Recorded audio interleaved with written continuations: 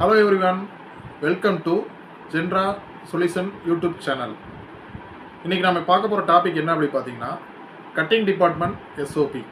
அதாவது ஒரு டெக்ஸ்டைல் இண்டஸ்ட்ரியில கட்டிங் டிபார்ட்மெண்ட்ல SOP எந்த மாதிரி இருக்கணும் அப்படிங்கறத இந்த வீடியோல நம்ம ஃபுல் டீடைலா பார்க்க போறோம். கட்டிங் SOPனா என்னென்னலாம் இதல ஃபாலோ பண்ணனும், என்னென்னலாம் ஃபாலோ பண்ணா என்னென்ன பெனிஃபிட் இருக்குது அப்படிங்கிறது எல்லாமே இந்த வீடியோல ஸ்டெப் பை ஸ்டெப்பா நான் உங்களுக்கு ஃபுல்லா எக்ஸ்பிளைன் பண்ண போறேன். இந்த வீடியோ முழுசா பாருங்க. அப்பதான் அந்த கார்மெண்ட் இண்டஸ்ட்ரியில கட்டிங் டிபார்ட்மெண்டோட SOP என்ன அப்படிங்கிறது உங்களுக்கு மிக தெளிவா அண்டர்ஸ்டாண்ட் ஆகும். ஓகே, இப்போ நம்ம கட்டிங் SOPயோட ஃபர்ஸ்ட் பாயிண்ட் என்ன அப்படின்னு பார்த்துக்கலாம். First point, fabric inspection must be completed before starting cutting. அதாவது கட்டிங் ஸ்டார்ட் பண்ணுறதுக்கு முன்னாடி ஃபேப்ரிக் இன்ஸ்பெக்ஷன் எல்லாம் கம்ப்ளீட் பண்ணி வச்சுருக்கணும் அப்படிங்கிற பாயிண்ட். நெக்ஸ்ட் வந்து only approved fabric should be issued to the cutting department. அதாவது கட்டிங் டிபார்ட்மெண்ட்டுக்கு ஃபேப்ரிக் அப்ரூவ் ஆன மட்டும்தான் கட்டிங் வெட்டுறதுக்கு நம்ம ப்ராசஸுக்கு கொடுக்கணும். அப்ரூவ் ஆகாத ஃபேப்ரிக்கை வந்து ரிட்டர்ன் ரீப்ராசஸுக்கு சென்ட் பண்ணிடணும் அப்படிங்கிறத இந்த meaning. Next point, knitted fabric must be relaxed for a minimum of 12 to 24 hours. அதாவது knitted fabric வந்து எக்ஸாம்பிள் வந்து single jersey, rib, lycra rib plus lycra jersey, interlock, இந்த மாதிரி ஃபேப்ரிக்லாம் பார்த்தீங்கன்னா 12 to 24 ஹவர்ஸு கம்பல்சரி வந்து ரிலாக்ஸ் பண்ணி வச்சுருக்கணும் அப்படிங்கிறத அந்த பாயிண்ட் எக்ஸ்பிளைன் பண்ணுது. நெக்ஸ்ட்டு வந்து fabric shade band should be identified and separated properly. அதாவது ஃபேப்ரிக் ஒரு லாட் ரிசீவ் ஆச்சு அப்படின்னா அதில் வந்து 2 லாட்டு 3 லாட்டு அந்த மாதிரிலாம் லாட் வைஸ் இருக்கும். ஒவ்வொரு லாட்லேயும் சப்போஸ் எதாவதுனா ஒரு ரோல் டு ரோல் ஏதாவது சேட் வேரியேஷன் இருக்குது அப்படின்னா சேட் வேரியேஷனுக்கு இருக்குது சேட் பேண்ட் வந்து போட்டு டிஸ்பிளே பண்ணி நம்ம கார்டு போட்டு வச்சுக்கணும், ட்ரிம் கார்டு போட்டு வச்சுக்கணும், அதுவும் செப்பரேட்டாக வச்சுக்கணும் அப்படிங்கிறது தான். ப்ளஸ் இன்னொன்று கட் பண்ணும் போதும் அந்த சேட் வைஸ் தனியாக செப்பரேட்டாக கட் பண்ணிடணும். Third point, the approved lay height limit must not be the exceed. அதாவது லே ஹைட்டு வந்து எவ்வளோ அப்ரூவ் கொடுத்துருக்காங்களோ அந்த அப்ரூவுக்கு தான் நம்ம லே ஹைட்டு வந்து விரிக்கணும். அதுக்கு மேலே அதிகமாக போயிடக்கூடாது அப்படிங்கிறத meaning. Next, marker approval must be obtain before cutting start. அதாவது கட்டிங் ஸ்டார்ட் பண்ணுறதுக்கு முன்னாடி மார்க்கர் எல்லாம் அப்ரூவ் ஆயிருக்கா ப்ளஸ் கரெக்டாக மார்க்கர் கேடு போட்டிருக்காங்களா அப்படின்னு செக் பண்ணிட்டு தான் கட்டிங் ஸ்டார்ட் பண்ணணும். Next point, grain line direction in the marker must be correct. அதாவது மார்க்கர்லேயே வந்து நம்ம கிரைன் லைன் வந்து கரெக்டாக போட்டிருக்கணும், மார்க் மென்ஷன் பண்ணி வந்திருக்கணும் அப்படிங்கிறது.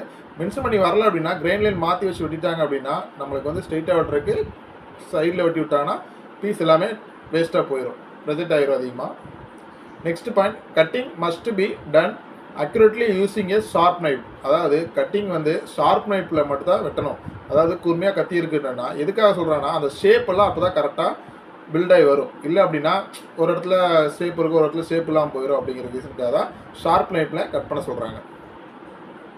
Point, size mixing must be avoided during cutting. அதாவது கட்டிங் வெட்டிகிட்டு இருக்கும்போது சைஸ் எதுவும் மிக்ஸ் ஆகிடக்கூடாது. எஸ் சைஸுக்கு பதில் எம் சைஸு, எம் சைஸுக்கு பதில் எல் சைஸு அப்படிங்கிற மாதிரி சைஸ் எதுவும் மிக்ஸ் ஆகிடக்கூடாது. Next, notches and drill marks must be cut clearly. அதை கட் பண்ணும்போது பேட்டர்னில் ஏதாவது மார்க் நாச்சஸ் எதாவது கொடுத்துருக்காங்க இல்லை மார்க் கொடுத்துருக்காங்க அப்படின்னா கம்பல்சரி அதை வந்து கரெக்டாக நாச்சஸ் போடுற இடத்துல நாச்சஸ் போடணும், மார்க் பண்ணுற இடத்துல மார்க் பண்ணி கொடுக்கணும். Next, all cut panels must be numbered properly. அதாவது கட் பண்ண எல்லா கட் பண்ணலையும் compulsory cutting sticker, running sticker வந்து அடிச்சிருக்கணும் அப்படிங்கிறத அந்த பாயிண்ட் மென்ஷன் பண்ணுது. Next point, same shade fabric parts must be maintain in one bundle. அதாவது லாட் வைஸ் நம்மளுக்கு இருந்துச்சு அப்படின்னா ஒரு லாட் வெட்டினா அந்த கட்டு பண்டில் வந்து அந்த லாட்டுக்குள்ளே மட்டும்தான் இருக்கணும். சப்போஸ் 1 நம்பர் லாட் இருக்குது, 2 நம்பர் லாட் இருக்குது, 3 நம்பர் லாட் இருக்குது அப்படின்னா நீங்கள் 1 நம்பர் லாட்டில் இருக்கிற பண்டில் எடுத்து 3 நம்பர் லாட்டில் போடக்கூடாது, 3 நம்பர் பண்டில் எடுத்து 1 நம்பரில் போடக்கூடாது அப்படிங்கிறத மென்ஷன் பண்ணுது. என்ன லாட்டில் வெட்டிக்கணுமோ அந்த லாட் பண்டில் தான் அதில் மென்ஷனாக இருக்கணும். Next, cutting quality must be checked for a size and shape accuracy. அதாவது கட்டிங்கில் இருக்கிற கியூஸ் என்ன பண்ணுவாங்க அப்படின்னா அந்த கட் பேனில் இருக்கிற செக் பண்ணும்போது அதில் சைஸு ஷேப் எல்லாம் கரெக்டாக இருக்கா அப்படிங்கிறத கம்பல்சரி செக் பண்ணணும். Next point, defective cut parts must be rejected immediately. அதாவது நீங்கள் கட் பண்ணி முடிக்கும் போது அதில் ஏதாவது டேமேஜான ஃபேப்ரிக்கோ இல்லை ஹோல்ஸ் ஏதாவது வந்துச்சு உங்களுக்கு தெரிஞ்சு அப்படின்னா அதை ரிஜெக்ட் பண்ணிடணும், உடனே ரிஜெக்ட் பண்ணிடணும்.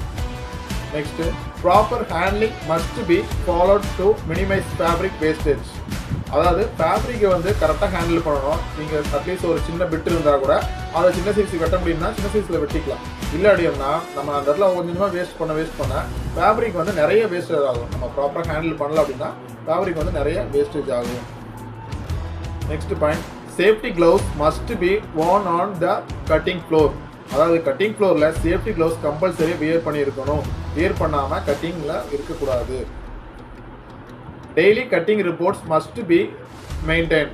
அதாவது கட்டிங் சம்மந்தமான ரிப்போர்ட்ஸ், எக்ஸாம் வந்து லே ரிப்போர்ட்டு, எவ்வளோ கட் பண்ணிக்கிறோம், என்ன ஸ்டைல் கட் பண்ணிக்கிறோம், எவ்வளோ ஃபேப்ரிக் வாங்கிக்கும், பிசெட் எவ்வளோ, ஜிஎஸ்எம் எவ்வளோ, அந்த மாதிரிலாம் ரிப்போர்ட்ஸில் இருக்கும்.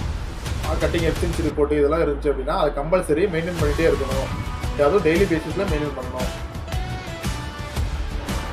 Fabric construction details must be recorded.